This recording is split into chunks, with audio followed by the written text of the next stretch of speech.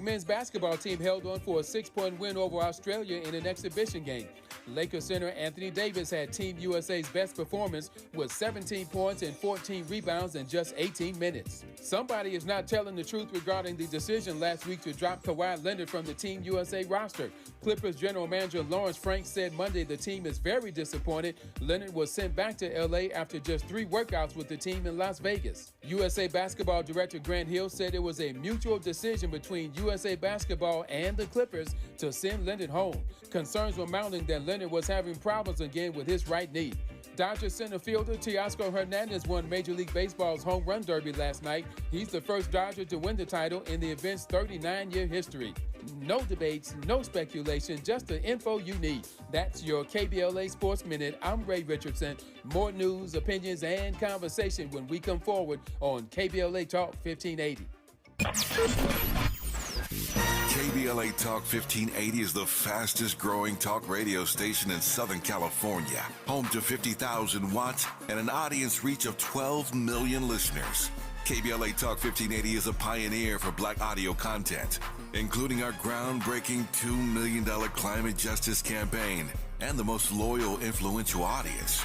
According to an independent research study by the polling firm Aviterus, for the second consecutive year, KBLA Talk 1580 is the most trustworthy, reliable, and credible news source for Black audiences and beyond in Southern California. Let KBLA Talk 1580 power your advertising dollars. Our omni-channel custom marketing solutions are specifically tailored to connect with your ideal target audience. We leverage audio, podcasts, streaming, digital, social media, and local activations to get your message out to the Black community. Get in touch with our advertising team today at advertising@KBLA1580.com. That's advertising@KBLA1580.com.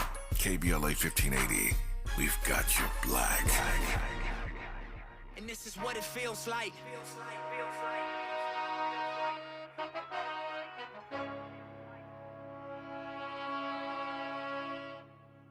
And this is what it feels like.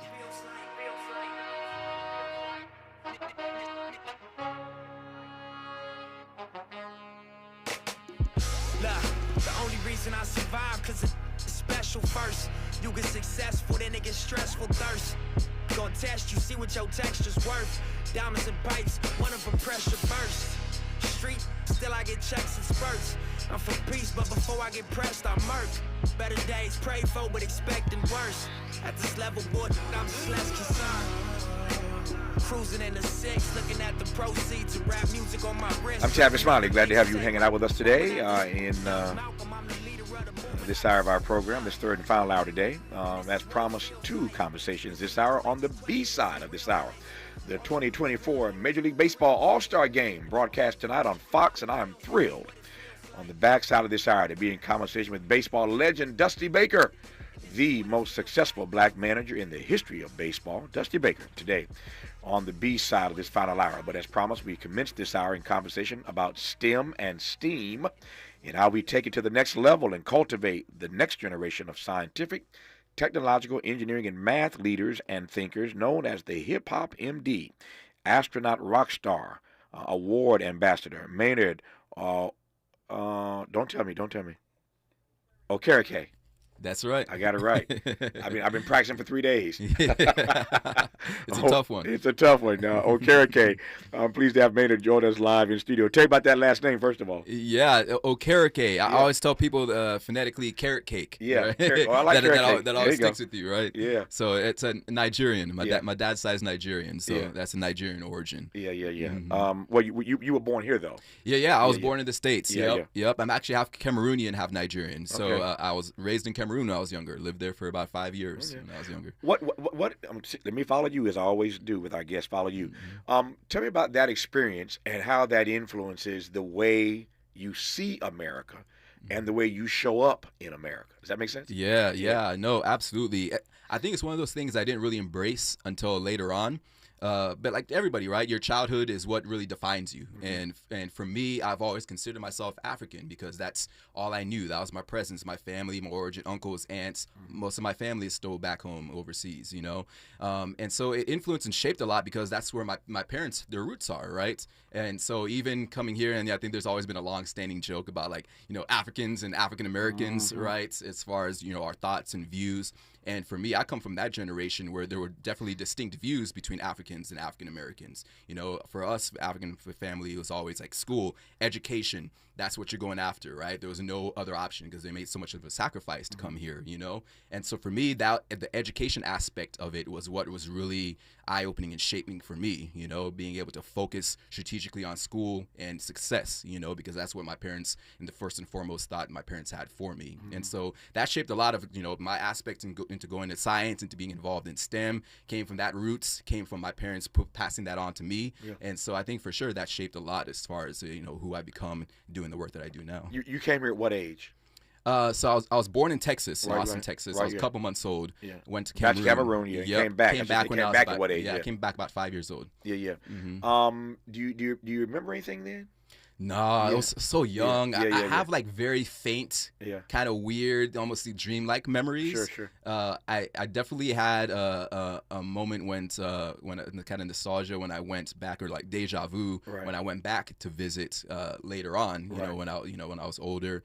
Because I remember like specific places. I was like, I've been here before. I've seen this, you know. But all my memories from that is very, very faint. Yeah. I'm always fascinated, and that's why everybody has different memories at different ages. Some are more vivid, some are less vivid. I wanted to ask to see if you had any vivid memories. It's always fascinating for me to talk to people who've lived on both continents, particularly if they were here for a while, there for a while, and came back here. Yep. Or there, for that matter. But it's always fascinating to talk to people who have done both. Yeah. The continent, the African continent, and America, because there are ways in which I think, as I asked earlier, people show up differently when they have that seeded in them, if that makes sense. Yeah. So I appreciate you taking the question. No, absolutely. Yeah. No, I appreciate that. Tell me, and I'll get into your work in a moment and how we make things better for black kids and others into the future around STEM and STEAM. But tell me how you got on the path. How did science become your muse? Let me put it that way. Yeah. So for me, early on, I had this crazy fascination with just the environment, with nature. I was just a nature lover when I was a kid. So I remember coming back to the States. There was a pond that was not too far from my house, and I used to just go explore with my neighborhood friends and catch frogs and snakes. I was just immersed in nature. I just had this fascination with it. And my mom fueled it by getting me these wildlife fact cards. They're these like, old school. They come about 5 cards in the mail every week, and they'd be little pamphlets, right? And they'd have all this information about the biology of different organisms or different ecosystems, mating habits, all these kind of fun facts. And that used to be my reading material. I'd sit there for days on end just reading, memorizing facts about all sorts of different animals. And so for me, that was my very first connection into science, was just on the wildlife side, which was unique for someone that looked like me. Obviously, I didn't know any wildlife biologists or environmental, that wasn't an area or thing that I saw in my community. But it was something that always stuck with me. And so that carried on up until, I left for college, and wanted to pursue wildlife biology. And so for me, just being immersed in nature was definitely my first intro into science. I said earlier on this program, and I said some days ago, that I don't care what the field of human endeavor is, what the field of human study is, there's somebody black in that field. Even wildlife biology. I don't care what it is, there's somebody black who has distinguished themselves in that lane. My team just has to look hard enough to find them. You got to find them. You got to find them. And when we find them, we bring them on this program to expose you to them, to expose them to you, and to talk about, as we will when we come forward, how we take STEM and STEAM to the next level, how we cultivate the next generation of young black thinkers and leaders and doers in this particular arena. I am pleased to have Maynard Okereke in studio with us right now on Tavis Smiley. Hope, agency, dignity. This is Tavis Smiley. Can you dig it? Come on! Make a move into a home of your own. With City National Bank's Ladder Up Home Loan Grant, you could receive up to $20,000 that you never need to pay back. Use it toward your down payment, save on closing costs, or to buy down your mortgage rate. Find out more at cnb.com/ladderuphome. City National, here for every stage of the journey. Property must be in a qualifying market in California, New York, or New Jersey. Additional terms and conditions apply. Not all applicants will qualify. Terms are subject to change without notice. City National Bank is an equal housing lender. Member FDIC. NMLS number 536994. Paid for by government. Did you hear? A secret hoard of 1904 $20 Gold Liberty coins have been found. These gorgeous 1904p gold coins are as bright and shiny as the day they were struck, and less than 500 of these gold coins are available. Coin experts are calling this secret U.S. gold coin discovery a once-in-a-lifetime opportunity, and you can own a piece of the hoard. When you call, you are guaranteed a 1904 Gold Liberty struck at the iconic Philadelphia Mint. With limited availability, you must call now. These 1904 dated gold coins are still in uncirculated condition with brilliant luster. That is 120 years of history you can hold in your hand. To learn more, call 1-800-973-3083. Call now and you'll receive a free bonus, a $75 value free with every order. Call 1-800-973-3083 now to secure your 1904p $20 Gold Liberty coins before they sell out. That's 1-800-973-3083. Oh, man. Looks like Bobby needs a ride to the airport again. Grab the keys. Who's taking Auntie and her friends to the swap meet? Grab the keys. How about we drop these boxes off at Miss Johnson? Grab the keys. Whether you're giving rides or hauling gear, you're all about getting things done. So do it all in a Chevy SUV. From the versatile Equinox and Sporty Blazer to the roomy Traverse, our lineup of SUVs will carry you through every adventure. All you have to do is... grab the keys. That's how we do. Head to your local Chevy dealer, where well-qualified buyers get 1.9% financing on all 2024 Malibu, Colorado, Blazer, Equinox, Trailblazer, and Traverse Limited models. Chevrolet. Together, let's drive. 1.9% APR for 36 months. Monthly payment is $28.60 for every $1,000 you finance. Example down payment 15.8%. Must finance with GM Financial. Some customers may not qualify. Not available with lease and some other offers. Take new retail delivery by 7/1/24. He's rooting for everybody black. Everybody black. More of Tavis Smiley coming your way right now. Known as the Hip Hop MD, Maynard Okereke is our guest, astronaut, rock star, award ambassador, and who better to talk to about how we can entice. Maybe entice is the wrong word, but convince these young black folk to consider STEM and STEAM and take it to the next level. I asked him a moment ago how he got on the path to being in the field that he's in. He explained that, and we'll talk in a moment here about how we get others to perhaps consider that same sort of pathway. Tell me first, though, about your hip-hop science show. Yeah, so I work as a science communicator. My platform is called Hip Hop Science. Mm-hmm. Really, the goal of what I do is to encourage more minority and youth involvement into the STEM fields. And people ask me kind of what I do on my platform, and it's long-reaching. There's so many different elements. My tagline is Bill Nye meets World Star. Mm-hmm. And kind of, if you're in the culture, you kind of know that, the World Star reference. But really, my whole goal is to, spark curiosity and excitement into the STEM fields. So we talk about science, technology, engineering, math. Right? That's what we know as our STEM fields.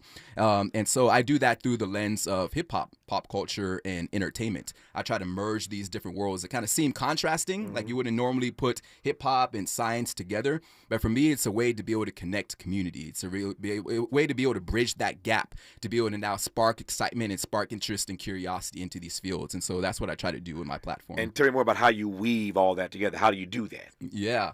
So creatively, it's really just, people always think, oh, hip-hop science, you must rap science songs. And that's not my lane. That's not what I do. Right. My goal is to really seamlessly bridge that gap. So talking about science, right, I try to be able to bring the culture to this work that I do. So I make a lot of educational science content, a lot of videos, and all of my videos always have hip-hop references, the pop culture references to movies, references to fashion, dance, right? It's a way to be able to showcase to communities, people of color, the people that look like us, that these fields speak to us, right? Because sometimes you look at science and you think of an old white guy, lab coat, and I try to break that norm. You think right? Bill Nye. You think Bill Nye, right? Those are the figures the that science guy. have been given to us for generations and told are scientists. Scientists don't look like us. Even down to what I wear, my people see me, the headphones are my kind of standard standard in all my videos, what I rock, right? Headphones and glasses. And the headphones for me are a symbol of that as well, too, because growing up, I didn't fit that mold, that demographic of what the scientists look like, right? People would see me, the clothes that I wear, like, you're not a scientist. And so I try to be able to change that norm, change that narrative, and showcase the scientists look like us. Yeah. We can be in these fields, and these fields are for us. Yep. You said a few things I want to interrogate. Now, let me start with this. I know something in my career of breaking barriers. I've been the first African-American to do a variety of things, from NPR to PBS to BET and beyond. So I know something of breaking barriers in that regard, and I know what it feels like when you're the first person of color to do that. Oftentimes it can be lonely. Somebody once said that he or she who breaks through the brush first gets the thorns. So I'm always fascinated by people who are unique in their fields. So when you're in these spaces, navigating your way to where you are now, and oftentimes you're the only black face in the room, how did you know that you belonged? How did you stick with it? We talked yesterday about what some call imposter phenomenon, imposter syndrome, that you don't feel comfortable being there. You don't feel comfortable with your accomplishments. How did you navigate your way through a space in which there aren't a lot of folk who look like you? Does that make sense? Yeah, absolutely. And that's been a difficult path for me. And I think the part that helped me the most was finding community, was finding like-minded people. And especially doing the work that I do now, it's opened up a whole new door of community for me that I never even knew before getting into this work, you know. I worked as an engineer for a number of years when I was in Seattle. My background's in civil and environmental engineering. And, you know, I was the only black engineer in all these rooms. And I was working my way up through the company, and I was in meeting rooms, and people wouldn't take me seriously because, like, you can't be the lead on this project, different things. And so I dealt with that my entire career, and I always felt like I was kind of the outcast. I was like, I don't know if I fit in. And that's ultimately what led me to resigning and doing a complete 180, moving down to LA and going on this whole journey that eventually became hip hop science. But community is key, being able to connect with others that look like you. I was big into NSBE, National Society of Black Engineers. I'm sure you're familiar with that as well, too. I've spoken there before, yeah. And that's big community right there. You're able to see brothers and sisters from all across the world that are engineers, science backgrounds, STEM influenced people that are in the culture, that look like you, that are going through the same struggles that you are as well too. And so for me, it was always that reminder that I'm not alone, that other people are out here, and doing the work that I do now, being able to now bring that to the next generation, inspire others, and continue to spark that curiosity so others don't have to go through the same turmoil and pitfalls that I had to go through. And like you said, you know, breaking through barriers, it's not about you at the end of the day. It's all about what legacy can you leave behind. You know, who can follow in your footsteps and take that baton as well too. And so that's what I try to do now. Before I go forward, let me back up just for a second here, because I think the answer to this might be instructive and informative for me and certainly for our audience. Talk to me about being on a journey, spending all of your time to develop your skill set, to achieve, and in fact, you do that. You are the epitome of black excellence, you know, on display. Thank you. So you arrive at this place, and you are the only African American oftentimes in these spaces, and then you start feeling, you know, taken for granted, ignored, not given the respect you deserve. As you said earlier, how could you be black and be the lead on this project? You start getting some of that. So much so that you decide that after all that you've done to prepare you for this moment, you're going to exit stage left. That's a serious decision, because you've done all this work to prepare yourself to be on this stage, to be in this room. And then you decide that what's best for me, all that notwithstanding, is to exit stage left. Tell me about that part. Yeah. And that was a tough decision, right? I'm sure. I struggled with that for over a year of like, do I continue to do this or do I make a move? And I always knew inside that I needed something different, because I got into this point in my career where I just wasn't passionate anymore. That fuel, that energy that driven me all through college, sleepless nights, you know, trying to find a job, finally getting into a position, working my way up, meeting all these criteria, all these different things, and finally get to that level. And now I'm just not happy, right? And it's kind of that glass ceiling in a way. It's like you work to this level and then you're like, oh, this is all I have to obtain. And that's the question I kept asking myself, is like, is this it? Is this all that I have to work for? All the work, all the sacrifice, everything that I put in. And I'm a firm believer in when you find your passion, it becomes your purpose, and you can no longer be passive. That's a motto that's always been driven in me. Say that again. That's a great phrase. Say it again slowly. One more time. When you find your passion, when you find your passion becomes your purpose, and you can no longer be passive. And so for me, when you find your passion, it becomes your purpose, and you can no longer be passive. Say that fast 3 times. All those P's. A lot of P's. But I love it. When you find your passion, becomes your purpose. Becomes your purpose. Yep. You can no longer be passive. You can no longer be passive. Yep. That's the word for the day, brother. Yeah. Yeah. And so I live on passion, right? Yeah. You know, I don't believe that if you're doing something, you have to love it with every fiber of your being, right? And you know, that's what really elevates the work that we do. You know, your show is successful, everything you've done in your career is successful because you have a passion for it, and it exudes in everything that you do. And I feel that that's something we always should strive for. And so that's what's kept me motivated and kept me going. And that decision to break away is because I knew that there was something more. I knew that there was something greater that was around the corner for me. I didn't know exactly how I was going to navigate there. I was going to take a lot of steps backwards in order to move forward, but I knew eventually I was going to get to my goal. There are so many people who, sadly, in this country, who have given up for a variety of reasons on the particular generation, particularly people of color in that generation or those generations. I've said many times that I feel sad sometimes that these young people end up surrendering their life choices before they know their life chances. They surrender their life choices, sadly, before they even know their life chances. But you've dedicated yourself because you obviously believe there's something in these young people that's worth teasing out, something in there that you can help, grow and advance as you get them to consider STEM and STEAM. What is that thing that you believe is there that you're trying to get out of them? Curiosity. Curiosity. For me, curiosity is key. I have another. We're going through phrases here, but I have another phrase that's pretty common in a lot of video content. I like phrases. Curiosity is nature's PhD.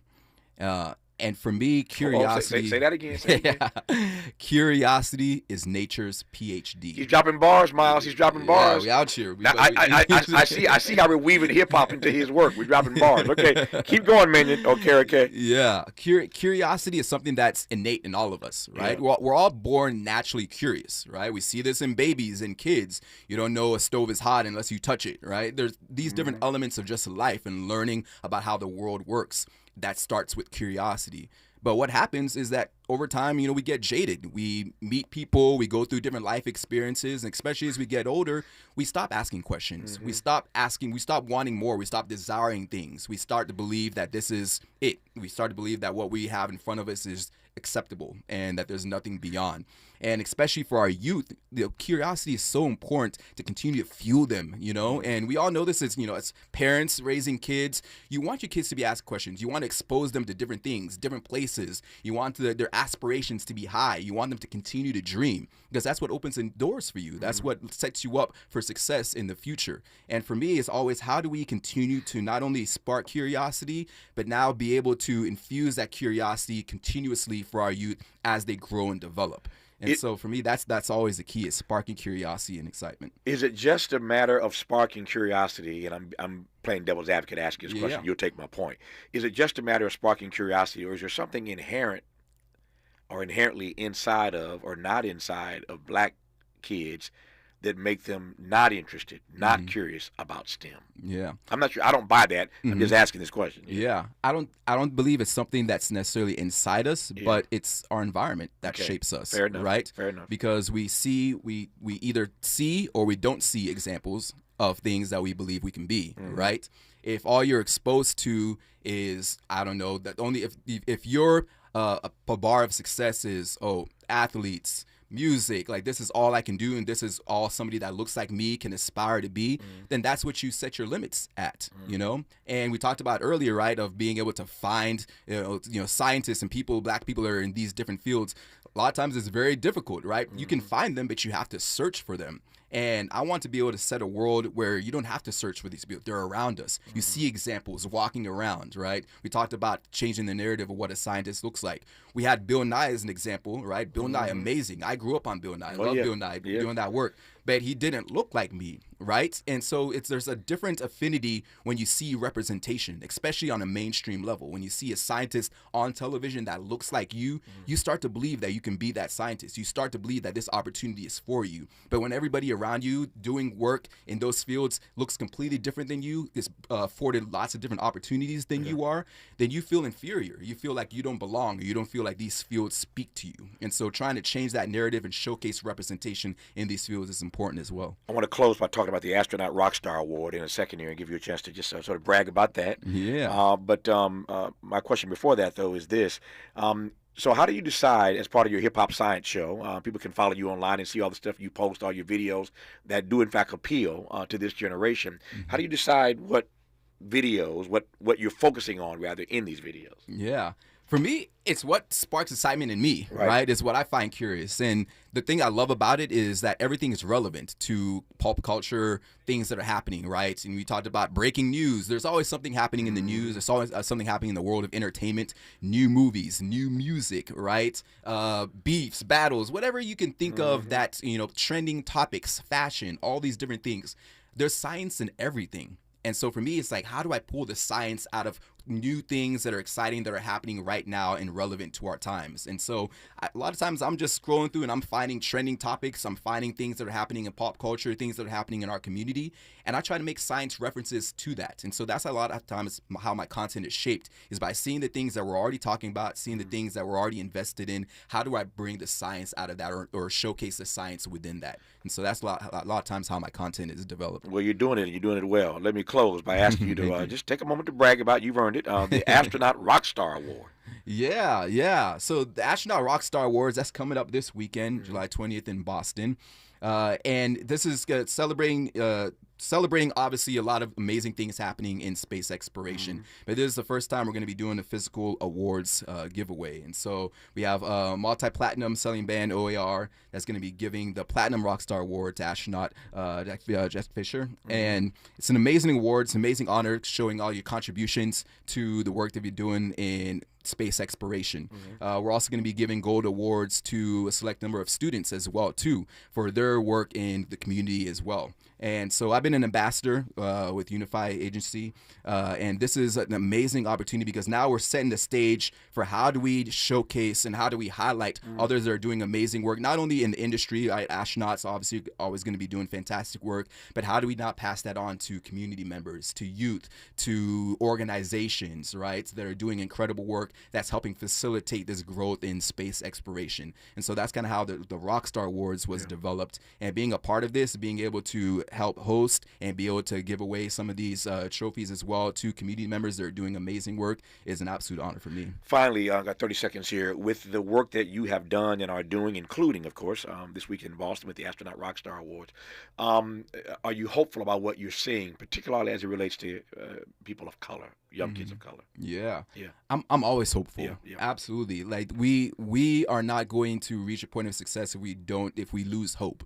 Right. And so what gives me hope is when I see stories, when I hear stories about amazing accomplishments, especially within the Black community. I know just not too long ago, there was a whole trend of Black people at NASA sharing their headshots, right? I don't know if you saw that I did trend, see that. right? I did. And that went viral, right? Because it started from one person, and then it was like, oh, they're Black folks at NASA? And it was this crazy thing where people didn't realize that Black people actually worked in NASA. And now you started seeing all these aerospace engineers, mechanical engineers, all sorts of different backgrounds doing work with an incredible organization. And so for me, there's always hope because we know that we're out there, and it's a matter of how do we bring what we're doing and voice that to others so that we can continue to uplift our community. He's the hip hop MD, that is, the hip hop MD, Manuel Okereke. All of his stuff is at Hip Hop Science Show. You can find it online.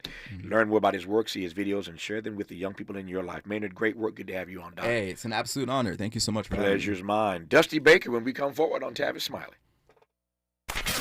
What's your quarrel with the world? You're listening to Tavis Smiley. Paid for by government.com. Did you know the United States Mint has issued a new Morgan silver dollar coin in proof condition for the first time? Not only that, they are also minted in 99.9% pure silver for the first time ever in history. Coin experts are calling this an amazing opportunity for anyone that knows the enduring popularity of Morgans. But you must hurry. Only 400,000 of these legal tender silver dollars were issued. These first ever Morgan silver dollars are brand new with stunning mirror-like finish, minted by the iconic San Francisco Mint. Call now and you're guaranteed a new first ever 99.9% pure silver proof Morgan dollar. To learn more, call 1-800-973-9717. If you order now, you will receive a free coin collector bonus pack, a $25 value, free with every order. Call 1-800-973-9717 now to secure your new Morgan silver dollars before they are gone. That's 1-800-973-9717. Thanks for joining us. I'm Mike Moore. Here's the latest from the Black Information Network. Extreme dangerous heat continues to impact a number of states today, especially on the East Coast.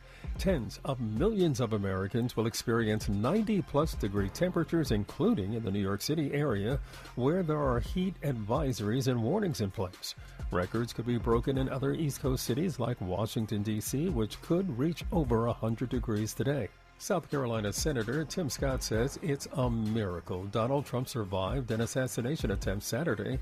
The African-American senator said a devil came to Pennsylvania holding a rifle, but an American lion got back on his feet. Scott also rallied against President Biden, claiming Biden is asleep at the wheel. And that's the latest. I'm Mike Moore from your 24/7 news source, the Black Information Network, and BINnews.com.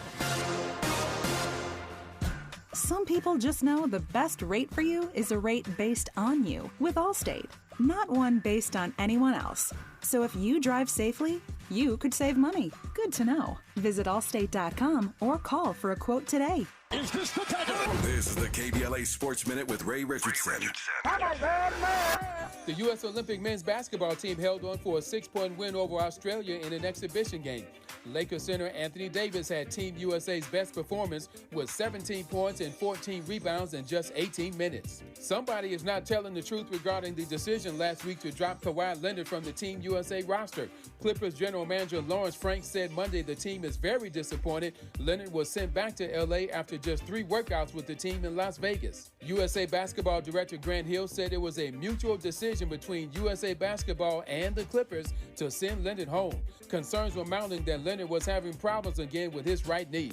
Dodgers center fielder Teoscar Hernandez won Major League Baseball's home run derby last night. He's the first Dodger to win the title in the event's 39-year history. No debates, no speculation, just the info you need. That's your KBLA Sports Minute. I'm Ray Richardson. More news, opinions, and conversation when we come forward on KBLA Talk 1580.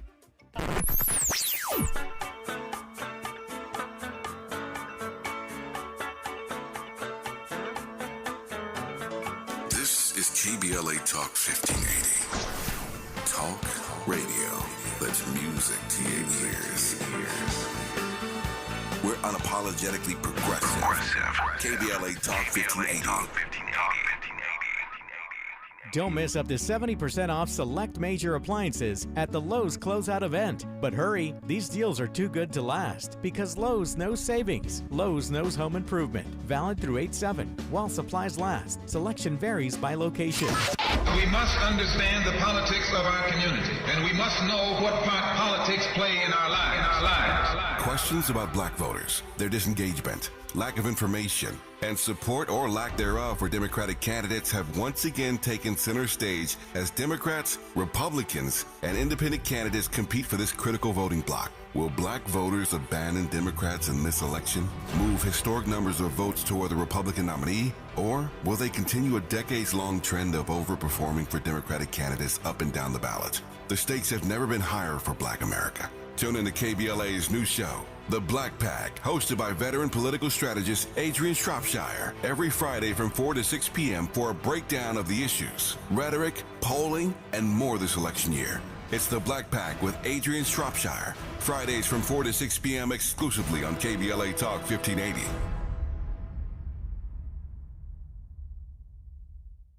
Febreze. As a rideshare driver, I love keeping my car smelling fresh and clean. So when I'm driving, I only trust new Febreze car vent clips, now with 3 times greater scent control, because it's that little touch that sets me apart. I can turn the intensity down for subtle freshness, or I can turn it up for when I want lots of scent.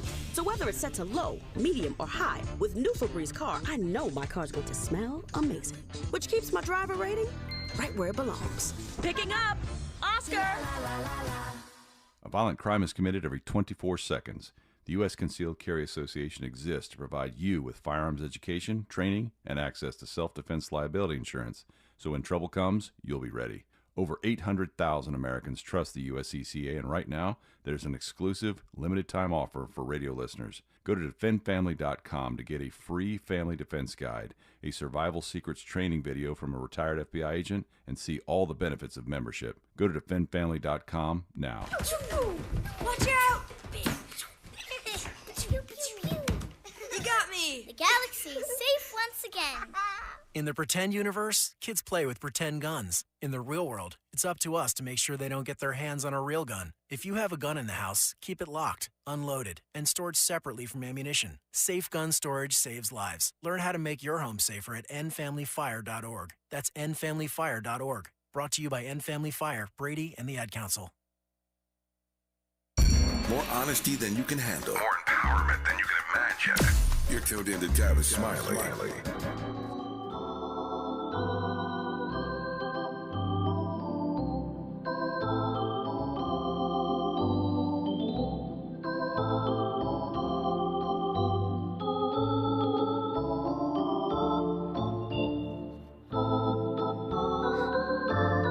So what else do you play when you're about to engage a conversation with the baddest black manager in the history of baseball? The 2024 Major League All-Star Game is broadcasting tonight on Fox, and I am thrilled to be in conversation right now, as I said, with the baddest brother to ever manage in the history of the league, Dusty Baker. Mr. Baker, how are you, sir? I'm doing fine, Tavis. I like how you say my name, man. It comes across so strong and cool, you know. No, I was going to give it to you this way, Johnny B. Dusty Baker Jr. I was gonna give you the whole thing, man. Johnny B. Dusty Baker Jr. Yeah, well, that's the whole thing right there. It is indeed. I am glad to have you on this program. For those who don't know how you got the nickname Dusty, where'd that come from? Well, my mom said she gave it to me. Yeah. My auntie said she gave it to me, but I used to play in the dirt all the time. Yeah. And you know, we had a backyard where my dad planted grass. That was our playground. And I just liked playing in the dirt. And they didn't want to call me dirty, so they called me Dusty. I love it. It stuck all these years later. I love it. So I mentioned the All-Star Game is tonight, as you well know. Just between me and you, ain't nobody listening. Just you and me, Dusty. Just me and you. Sure. When you have moments like tonight when the All-Star Game is on national television, do you miss the managing thing? Are you done for real? Well, you know something. I watched the home run derby last night. That was very exciting. Yeah. And last year I was the All-Star manager up in Seattle. That's right. And it's fun. It's a fun event. It was fun for me when I played, and it was fun. Last year and when I managed in Chicago as well. But the thing about it is, I think the Major League Baseball All-Star Game is still the last competitive kind of All-Star game, because there's nothing at stake, but one league wants to win. And you can tell how they play, and the only thing is that some of the stars have dropped out, for injuries or being tired or whatever, and so you get a lot of guys there that aren't household names, probably would not have been deserving to be on the All-Star team by the numbers that they had. Mm-hmm. But I remember my first All-Star game, I walked into Cleveland, and Pete Rose, it was a strike year in 1981, and Pete Rose met me at the door, and he goes, "Hey, Baker, we're here to, we're here to win because the American League hadn't won in 10 years, and we don't count on them winning now." And so there was pressure as soon as I walked in the door because there used to be a lot of pride in the league that you're in, especially the National League, because the National League had most of the, the black stars in it. Yeah. I wonder what free agency and just all the money in baseball has done to that allegiance to a particular league. Guys go now where the money is, the league notwithstanding, Dusty. Well, I mean, you can't really blame them. I mean, you know, the league kind of, you know, not only allowed it to happen, but you know, it should have happened. It should have happened years ago because you know, when I first came into the league, Tavis, the minimum salary was $15,000. So we had to go to work in the off season. I sold cars for 2 winters. I sold insurance 1 winter, and everybody, you know, except the stars, you know, had to work or play winter ball, which I played 3, you know, years of winter ball. I made more money in winter ball and sent it home than I did, you know, in the big leagues. And so, you know, I played Puerto Rico, Mexico, and Venezuela, which I really, really enjoyed. But you know, the money was so tight for, you know, for so long. And, you know, unless you tie a young man up for a long period of time, it's hard to get a, you know, allegiance. And, you know, like Bob Marley says, don't blame the children. You know, you got to blame those. You got to blame those that are in charge. Yep. So let me just ask you point blank. What do you? I mean, I'm in L.A. Obviously, this radio program you're on right now, thankfully, is syndicated across the country. So you're being heard in many of the markets where you coach teams. And I'm glad to say as they're listening to y'all across America right now. And yet, because I sit in L.A. and you know where I'm going, the payroll, man, the money in baseball. And I'm listening to you talk about $15,000 back then. Again, times change. I get it. Ain't nobody hating on the game. And I'm certainly ain't hating on the players. But what do you think of the money in baseball now, Dusty? Well, I mean, it's a lot. I mean, I just came from Willie Mays' funeral last Monday, and I think about Willie and Hank and all the great guys. I don't know if they'd had enough money, you know, to pay them as great as they were. But the one thing that I've learned in life is that I've never met an employer that pays his employees more than he's paying himself, unless that employee's in sales.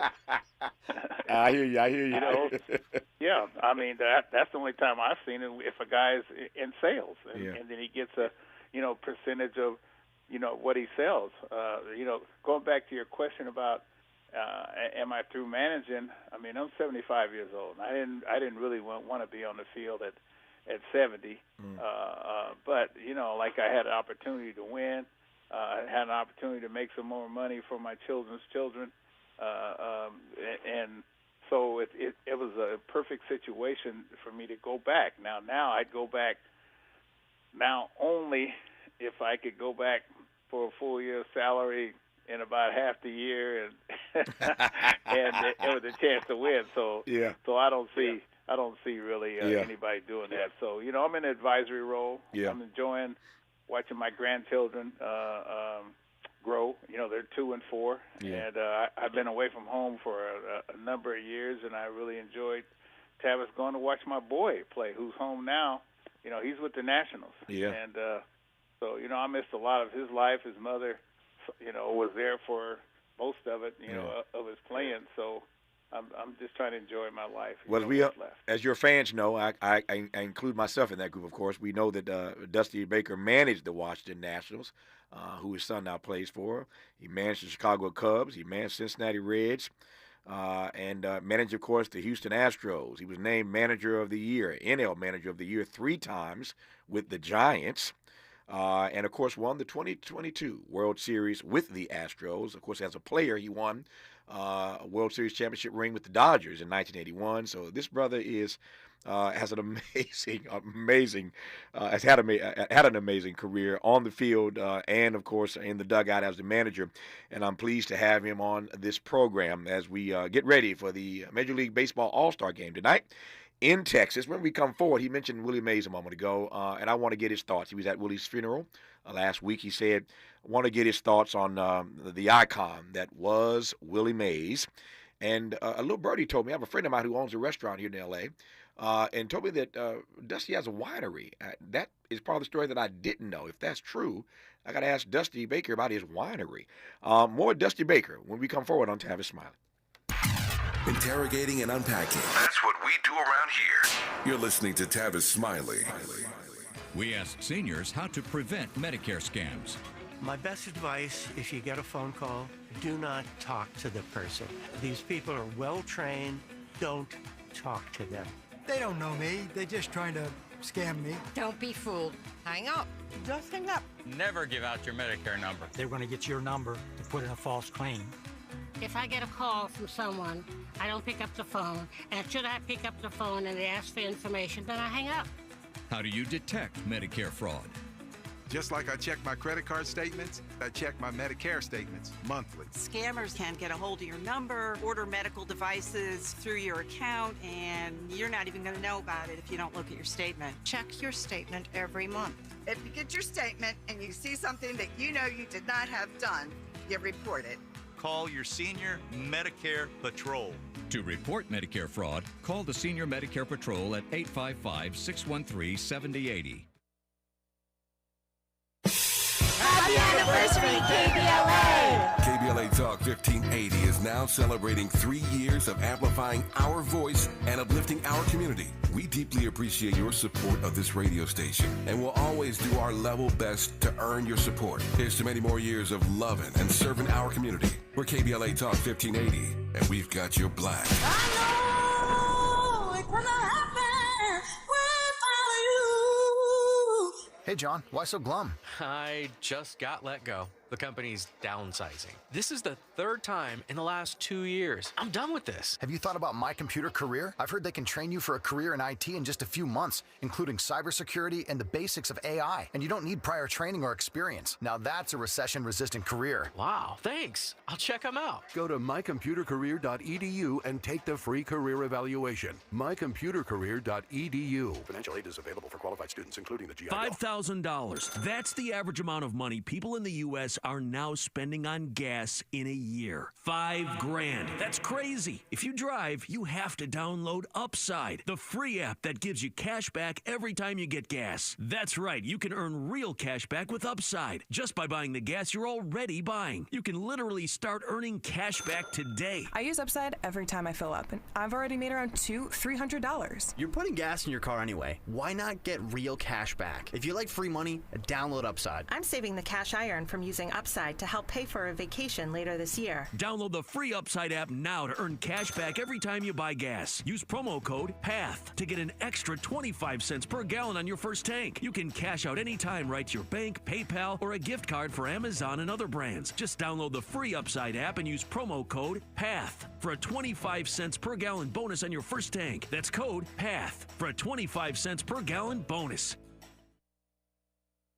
Helping to make you the most knowledgeable person in your circle of friends. This is Tavis Smiley. This is Tavis Smiley in conversation with the incomparable Dusty Baker, who I'm honored to have on this program as we prepare ourselves for the All-Star game tonight on Fox. Dusty, you mentioned it. I wanted to go there anyway, but just say a word to me about Willie Mays, man. Well, I mean, Willie was great, and, he treated me great from the time I first came up as a kid at 19 years old, and, being from Riverside, California, where Bobby Bonds ended up signing with the Giants, Bobby introduced me to Willie. And, it was a tough week. It was a tough week. Willie Mays passed. I went to his ceremony last Monday, and then Orlando Cepeda, who was like my uncle on the Braves, he passed, the week before.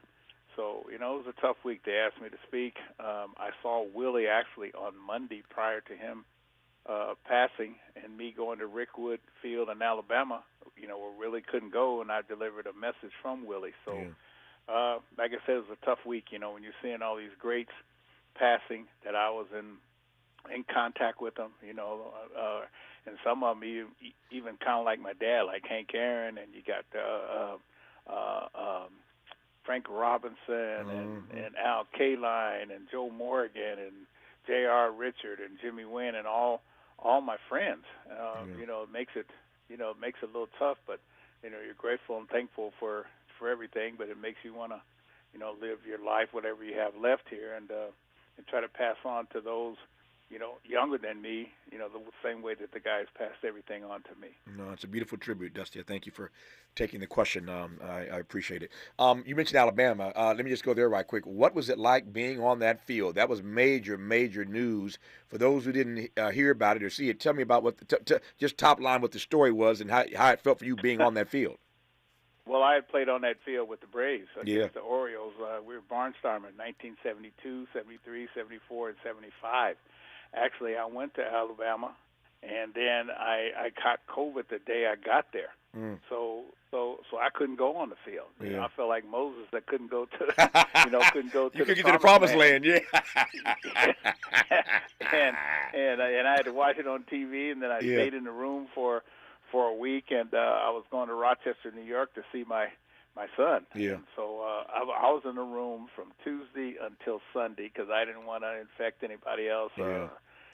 Either team or the greats that were there, and everybody was looking for me because I knew almost everybody there. Yeah. But, I didn't want to tell everybody I had COVID until after I was okay. No, it was a great moment for baseball to see that field refurbished in that way and have everybody come back there.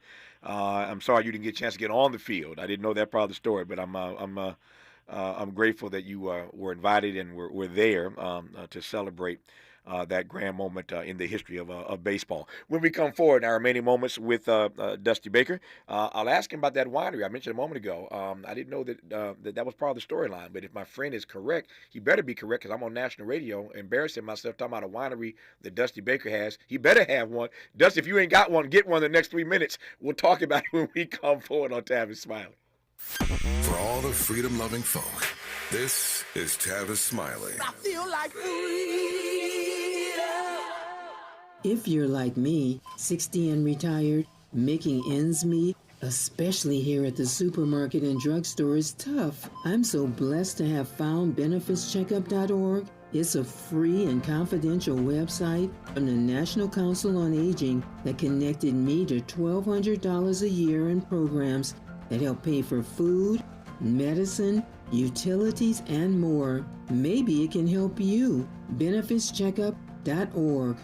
You know where you want to go in life, and City National Bank can help. City National knows the dedication it takes to build your vision for the future into a reality, and our team is here for you. We have a wide range of options to help, from personal savings accounts to interest-bearing money market savings accounts and more, all designed to help you get where you want to go. City National, here for every stage of the journey. Learn more at cnb.com. City National Bank is a subsidiary of Royal Bank of Canada, member FDIC.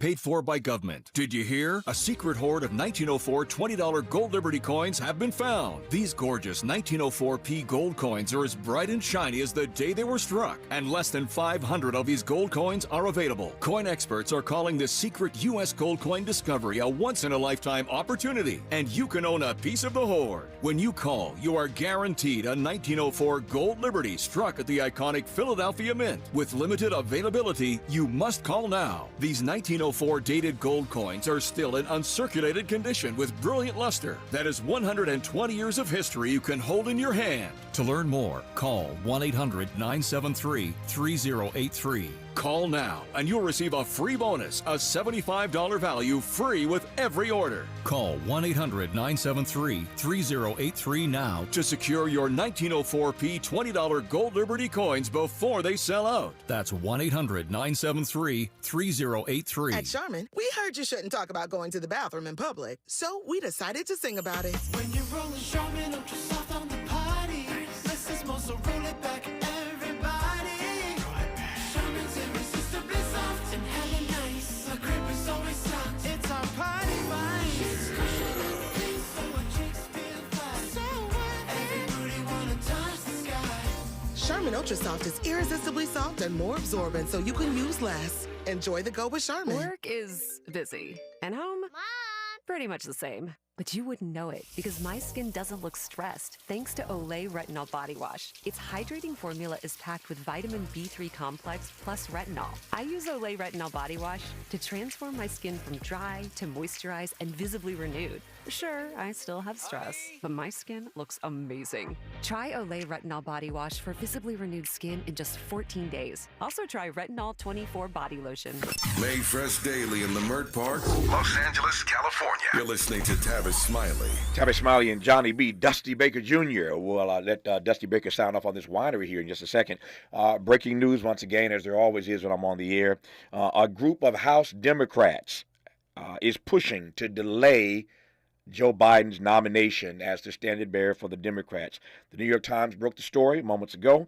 More than 20 Democrats have signed on to a draft letter calling on the DNC to pump the brakes on holding a virtual roll call, formally nominating Biden in a process that could start as soon as this Sunday. Now that Donald Trump is no longer the presumptive nominee, but the official nominee of the Republican Party, Democrats, the DNC, have been planning a virtual roll call, formally nominating Joe Biden in a process, as I said, that could start as soon as this Sunday. And these 20 Democrats have signed on to this letter asking for the Democratic Party to pump the brakes, to slow that process, and to not rush into this decision. So this Joe Biden story continues to have legs. We will see where this goes on tomorrow's program. I can assure you I'll be up to speed on it, and we'll talk about it more tomorrow. But that is the breaking news as I'm about to go off the air right now. That some 20 Democrats have signed a letter calling on the DNC to not move forward with this virtual roll call this Sunday and give Joe Biden the nomination. They want more time to have this continuing conversation about whether or not he ought to be the standard bearer for the party. I digress on that. I return now to Dusty Baker in the 3 minutes I have left. Dusty, please tell me that my friend didn't play me. You do have a winery, yes? No, my friend would. Excuse me, your friend would playing you. Yeah, okay. I do have a winery. It's called Baker Family Wines. Yeah, and it's here in Sacramento. Okay. And, most of us were farmers at some point in time, in our ancestry. And my dad was a gardener. That was his second job. Right. And my dad taught me how to grow anything and everything, not only to eat but to also enjoy, at the same time. And so, I planted a vineyard in my yard here in Sacramento about 20 years ago. Right. And then I started producing some wine, which I was giving out to all the brothers and shiners. It wasn't legal at the time. It wasn't moonshine, but it was shiners.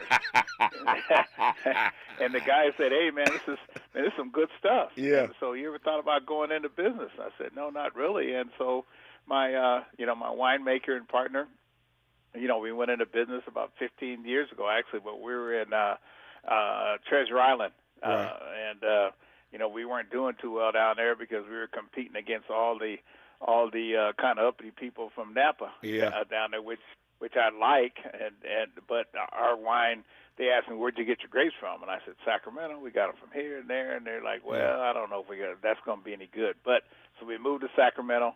We're doing fine. We got 9 varietals, and I share a building with Bike Dog, which is a brewery, beer brewery, and so they, most men drink beer on one side, and then the women drink wine on our side. So it's a perfect fit. And the name of the winery again is, Dusty? It's called Baker Family Wines. I love it. Baker Family Wines. So in addition to all the other things that Dusty Baker has done in his storied career, now you got Baker Family Wines, and I'm sure you can Google about it and read about it and order it online. I'm sure. Can. Yeah, I'm sure. Yeah. Please do. We need the business. Baker Family Wines. Dusty needs our help, y'all. He needs our help. Let's help Dusty Baker out by checking out Baker Family Wines online and ordering some. I'm sure it is. Everything you do is good, Dusty. Everything you have touched has turned to gold, man. Yeah. Hey, that's how I was raised. There you go. If you're not going to do it, don't. If you're not going to do it right, don't do it. Yeah, that's it. My grandmother, Big Mama, said it this way: once a task you first begun, never finish until it's done. Be the labor, great or small, do it well or not at all. And Dusty's parents apparently told him the same thing. Johnny B., Dusty Baker Jr., we love you. We appreciate you. Congrats on a storied career as a player and as a manager. And we'll all be watching the All-Star game tonight. And what a great occasion to have you on this program. Dusty, thank you, sir. All the best to you.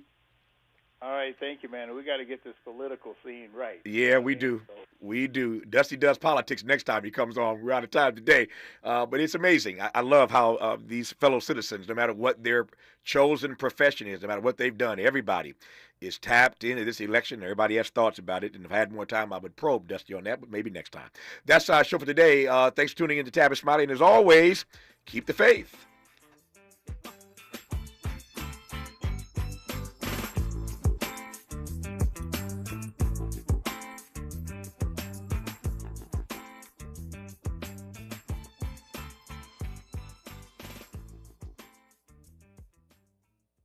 KBLA 1580 Santa Monica.